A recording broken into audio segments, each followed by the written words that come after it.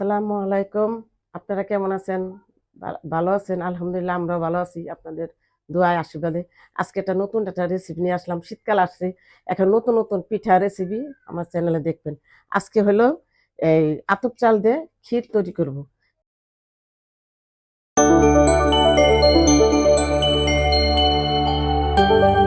তে কিভাবে ক্ষীর তৈরি করি আপনারা ১ম থেকে শেষ পর্যন্ত ভিডিওটা দেখেন।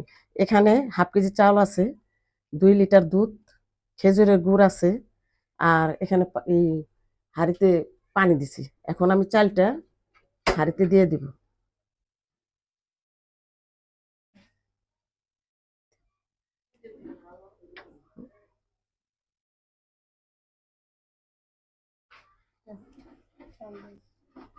এখন আমি চালটা দিয়ে দিতেছি।